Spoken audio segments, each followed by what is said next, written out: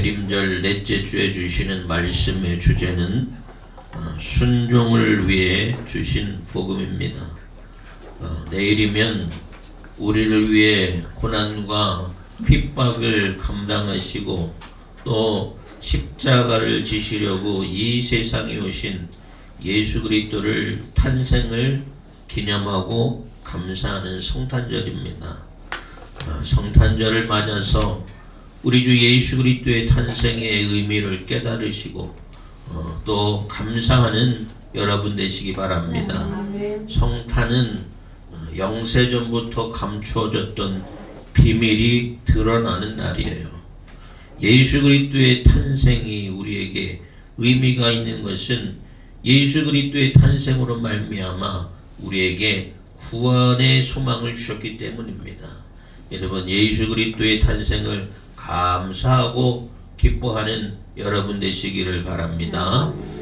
바울이 그 구원의 소망이 되신 예수 그리스도께서 우리의 죄를 대속하여 주시고 또 십자가의 죽으심과 부활을 통해서 구원케 하셨음을 전했어요. 그것이 바로 바울이 전하는 복음입니다. 복음은 기쁜 소식이죠. 여러분에게도 그러한 기쁜 소식이 되어지기를 주님의 이름으로 축원합니다. 하나님께서 독생자 아들 예수 그리스도를 우리를 위해서 우리의 죄를 대속하기 위해서 보내주셨어요. 또 속죄의 양이 되시고 또 죽으심과 부활하심과 또 그를 믿는 자마다 구원을 얻게 하시는 놀라운 은혜를 주심이 우리에게 복음이 되는 것이에요. 또 우리가 믿는 복음이 그러한 것이길 주님의 이름으로 축원합니다. 여러분, 날마다 예수 그리스도를 인하여 기뻐하시고 감사하시고 또 복음의 증인이 되는 주님의 일꾼이 되시기를 주님의 이름으로 축원합니다. 그런데 바울이 오늘 본문 말씀에 보면 이 복음이 영세전부터 감추어졌던 것이라고 이야기합니다. 이 말은 뭐냐면 하나님의 구원 계획이 갑자기 이루어진 것이 아니라는 것이에요. 어쩔 수 없이 우연히 되어진 것이 아니라는 것입니다. 하나님이 천지를 창조하시고 아담과 하와를 통해서 하나님의 백성을 삼으셨는데 죄로 말미암아 하나님이 실패한 것이 아니라는 것이에요. 또 아담의 후손으로 하나님의 백성을 삼으려고 하셨는데 그들이 죄짓음으로 말미암아 하나님의 구원 계획이 실패한 것이 아니라는 것이에요. 아브라함의 후손들에게 율법을 주어서 하나님의 백성이 되게 하셨는데 그들의 율법을 지키지 못하게 됨이 하나님의 실패가 아니라는 것이에요. 여러분, 하나님이 어쩔 수 없이 실패해서 예수 그리스도를 통해서 우리에게 구원하시기에 이르는 것이 아니라는 것입니다. 언약이 실패한 것도 아니고 율법이 실패한 것도 아니고 그래서 어쩔 수 없이 하나님이 자신의 독생자 아들 예수 그리스도를 우리에게 보내주셔서 십자가를 지게 하신 것이 아니라는 것입니다. 철저한 하나님의 계획하심으로 온 인류의 구원과 은혜와 사랑이 되어진 것인 줄 믿으시기 바랍니다. 우리가 사람의 논리와 이성으로는 하나님의 구원의 경륜을 다 이해할 수 없어요.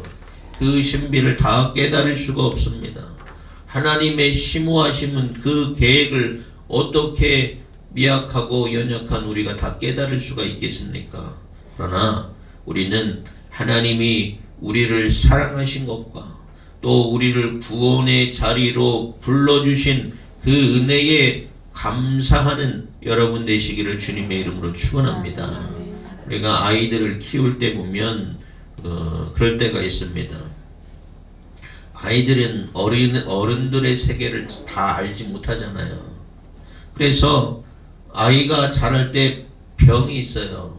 다 병이 있어요. 어떤 병이 있는지 아십니까? 외유병이라고요. 외유병 아세요, 여러분? 몰라요? 애들 자랄 때 보면 아들한테 뭐 이렇게 가르치면 애들이 그래요. 왜요? 이건 이렇게 하는 거야. 또 왜요? 왜요? 뭐 하나 가르쳐주면, 뭐 하나 말해주면 아이들이 왜요? 아이들이 어른의 세계를 알지 못하니까 아이들이 왜요? 그러니까 어떤 맘카페 보면 엄마들이 답답해 죽으려고 그래요. 우리 아이가 왜요병에 걸렸어요. 뭐 하면 자꾸 왜요 물어봐요.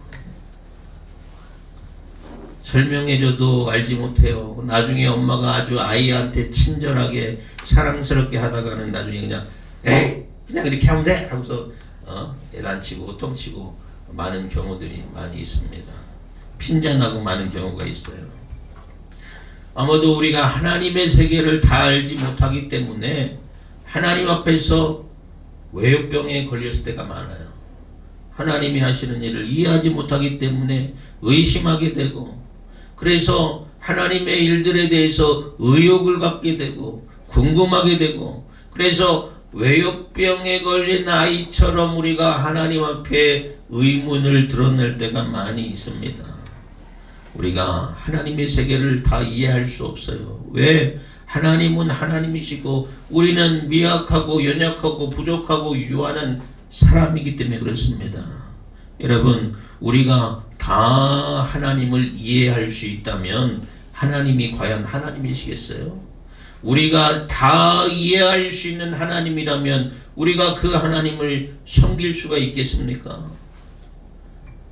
우리는 그저 하나님이 말씀하신 대로 믿고 믿음으로 받고 순종할 수 있는 여러분 되시기 바랍니다. 하나님은 우리에게 좋은 목자가 되시고 아버지가 되셔서 우리에게 좋은 것으로 인도하시는 하나님이에요. 그 하나님의 말씀과 뜻하심과 계획하심에 순종할 수 있는 여러분 되시기 바랍니다. 결국에 좋은 것으로 주시는 하나님이심을 믿으시고 우리가 그 하나님을 소망할 수 있는 여러분 되시기 바랍니다.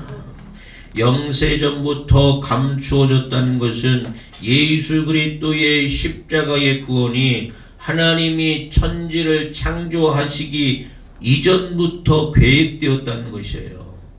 창세기 1장 1절에 어떤 말씀이 있습니까? 태초에 하나님이 천지를 창조하시느니라 라고 했어요. 그런데 이 태초가 창조의 시작을 의미하는데 바울이 말한 영세는 뭐냐면 이 태초보다도 이전을 말하는 것이에요. 하나님의 영원이라는 그 시간 가운데 어느 지점에 태초라는 시작이 있어요. 그 이전의 시점이 언제인지 우리는 알 수 없습니다. 그래서 영원이라는 것은 시작도 없고 끝도 없는 그런 개념이에요. 태초의 이후에야 밤이 생기고 낮이 생기면서 시간이란 개념이 생겨났습니다. 태초 이전에는 세상이 만들어지기 전에 하나님이 계획하심이 있었다는 것이에요. 우리가 이렇게 말을 해도 이해가 되지 않습니다. 아이처럼 그것이 무엇인지 알 수가 없기 때문에 왜요 할 수밖에 없어요. 그런데 우리가 하나님의 때를 또 하나님의 시간을 생각할 때에 사람의 시간과 사람의 때와 물리학적으로 그것을 이해하려고 하면 할수록 우리는 더욱더 하나님을 이해할 수가 없어요. 그래서 많은 과학자들이 연구를 합니다. 만물을 연구하고 인체의 신비를 연구합니다. 그러나 아직도 다 밝혀진 것이 없어요. 하나님이 우리의 이성과 우리의 초월을 넘어서서 이해할 수 없는 초월의 하나님이심을 여러분 인정하는 여러분 되시기 바랍니다. 하나님은 내가 이해할 수 있는 하나님이 아니에요. 하나님은 나의 이성과 나의 상식을 뛰어넘으시는 하나님이기 때문에 내가 하나님을 다 이해할 수가 없어요. 그래서 우리는 하나님이 우리에게 보여주시는 만큼만 우리가 알 수밖에 없어요. 그래서 하나님의 하시는 일을 우리가 이해하려고 애쓰기보다도 하나님의 하시는 일에 순종하여서 또 소망하여서 하나님의 명령에 순종할 수 있는 여러분 되시기 바랍니다. 왜요 하는 것이 아니라 믿고 순종할 수 있는 여러분 되시기 바랍니다. 좋은 것으로 주시는 하나님, 좋은 것으로 풍성케 하시는 하나님만 소망할 수 있는 여러분 되시기 바랍니다. 기적은 어디서 나타나요? 기적은 순종할 때 나타납니다. 믿는다고 우리가 말할 수 있어요. 나는 믿는다고 생각할 수 있어요. 그러나 그 믿음은 순종을 통해서만 하나님 앞에서 증명될 수 있는 줄 믿으시기 바랍니다. 그러므로 작은 것에부터 충성하시기 바랍니다. 작은 것에부터 순종을 결단하기를 바랍니다. 사람은 자기가 가진 지식과 자기가 갖고 있는 상식과 또 과학적인 원리에 따라서 하나님을 일하심을 믿기도 하고 어떨 때는 그것을 믿지 못하고 불신에 빠질 때가 있어요. 그것은 불순종적인 것이고 불신앙적인 태도를 말합니다. 그러나 성령의 위인들을 보면 그들이 어떻게 살아왔어요? 그들이 자기의 가진 지식과 상식을 또 과학적인 원리를 뛰어넘어 순종하다가 하나님을 경험하게 되었는 줄 믿으시기 바랍니다. 하나님은 믿음으로 순종하는 자를 통하여 역사하시는 하나님이에요. 노아의 순종을 통하여 그와 그 가족과 인류가 구원을 받았어요. 아브라함의 순종을 통하여 또 모세의 순종을 통하여 다윗의 순종을 통하여 그 밖에 많은 사람들의 순종을 통하여 하나님이 말씀하신 것들을 이루어 가셨어요. 우리는 그 역사하시는 하나님을 경험할 수 있는 여러분 되시기 바랍니다. 내 상식과 내 지식 안에 하나님을 무능력하게 가두어 두지 마시고 내 상식과 또 내 지식을 초월하시는 하나님을 믿음으로 말미암아 기적을 체험할 수 있는 여러분 되시기 바랍니다.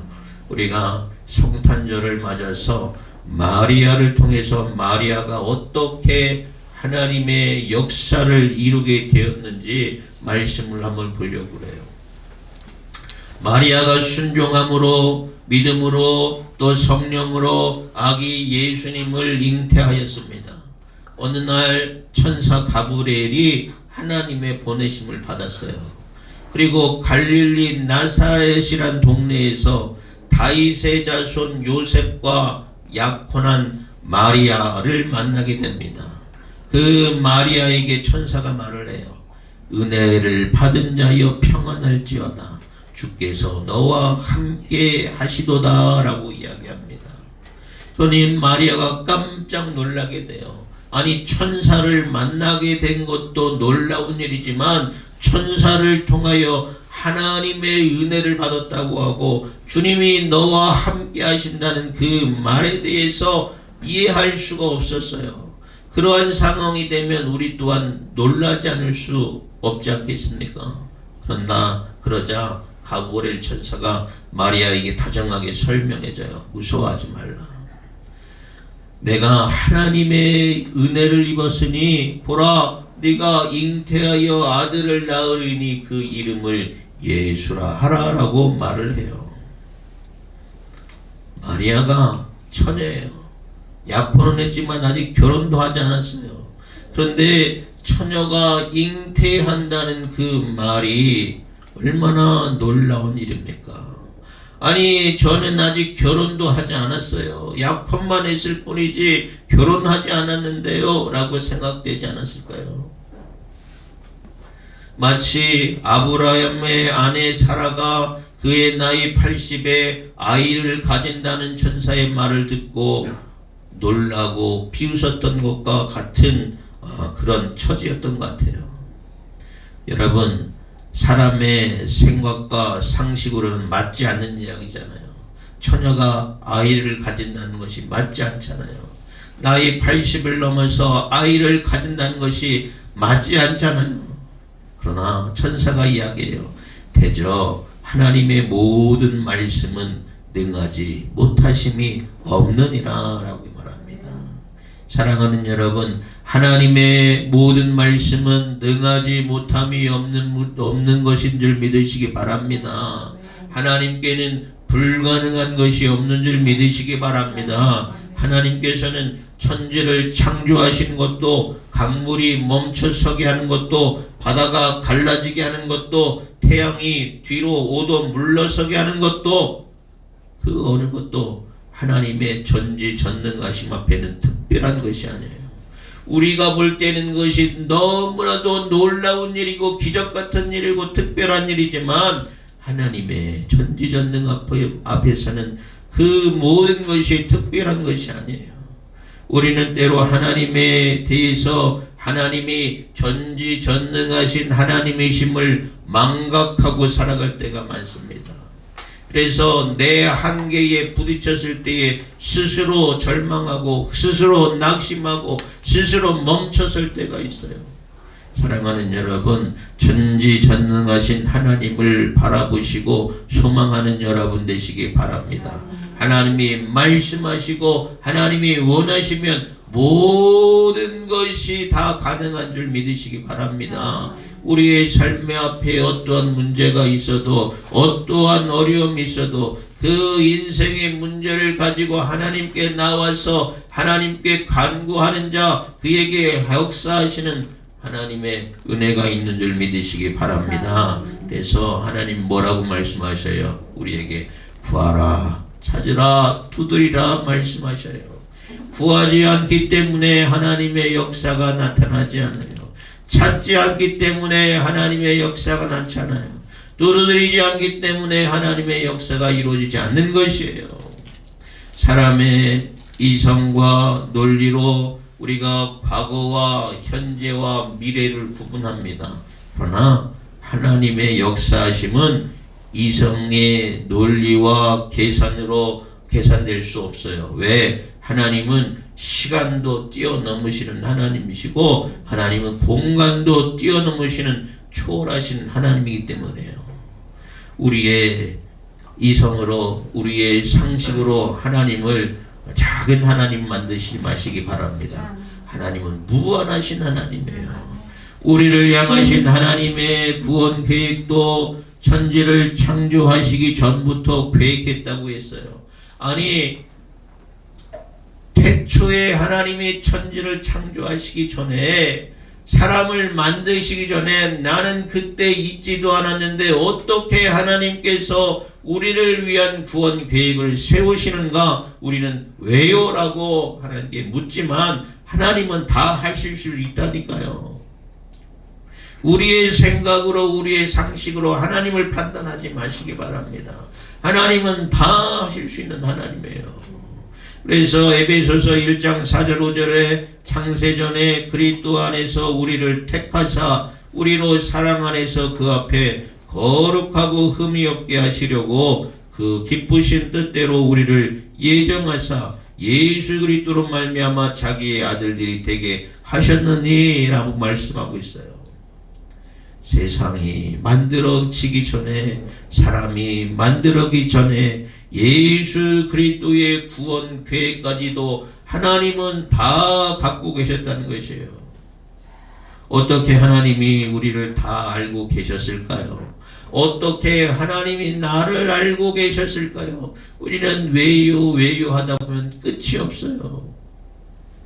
우리의 이성으로, 우리의 상식으로 이해할 수 없는 하나님입니다. 그래서 우리는 다만 하나님이 말씀하시는 대로, 하나님 뜻하시는 대로, 하나님이 명령하시는 대로 듣고 순종하고 충성할 뿐이에요.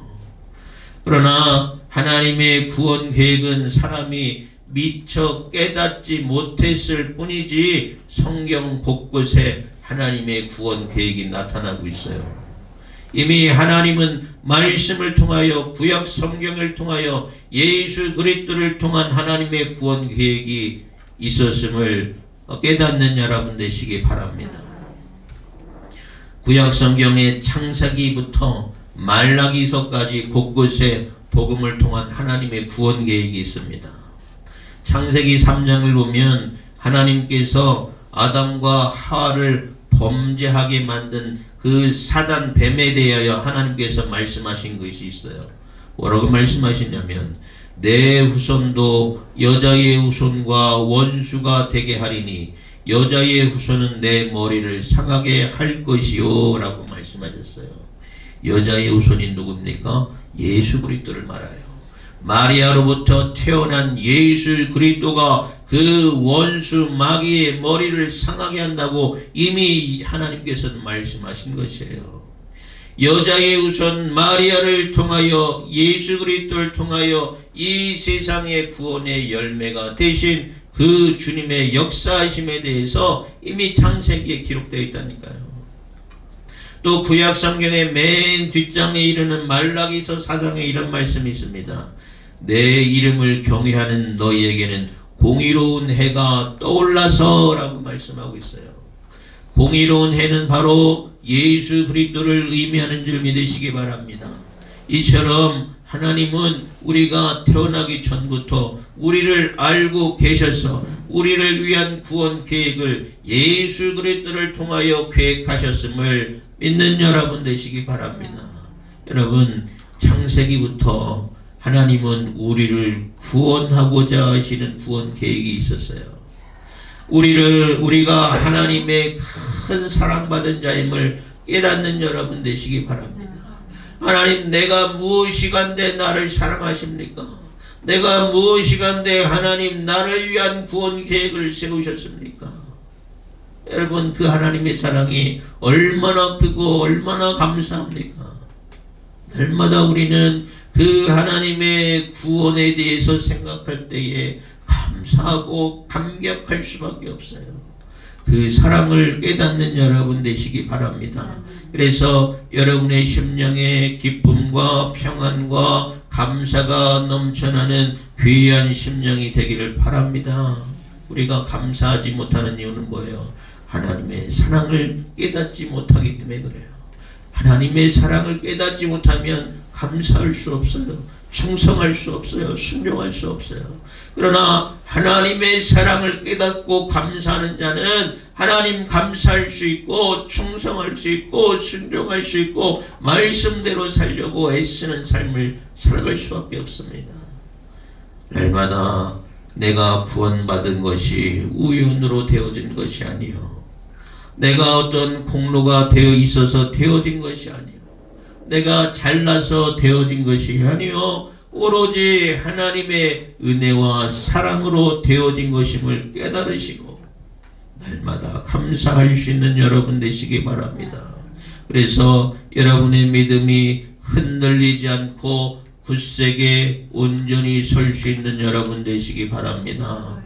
창세전부터 감추어졌던 이 구원의 계획이 예수 그리스도의 십자가의 사건을 통해서 본격적으로 드러나게 됐어요. 그 이유는 뭡니까? 모든 민족이 믿어 순종케 하려는 것이라고 오늘 본문 말씀은 이야기하고 있어요. 하나님은 모든 민족이 심판받기를 기뻐하시는 하나님이 아니에요. 하나님은 모든 민족이 구원받기를 기뻐하시는 하나님이신 줄 믿으시기 바랍니다. 예수 그리스도를 통하여 구원을 이루시는 속죄양이 되게 하셔서 누구든지 그를 믿는 자마다 구원을 얻게 하신다고 성경은 이야기하고 있어요. 성탄의 주인공이신 예수님이 이 세상에 오셨다는 것은 이제 하나님의 구원 계획이 마무리되어 가고 있다는 것이에요. 우리는 마지막 시대를 살고 있습니다.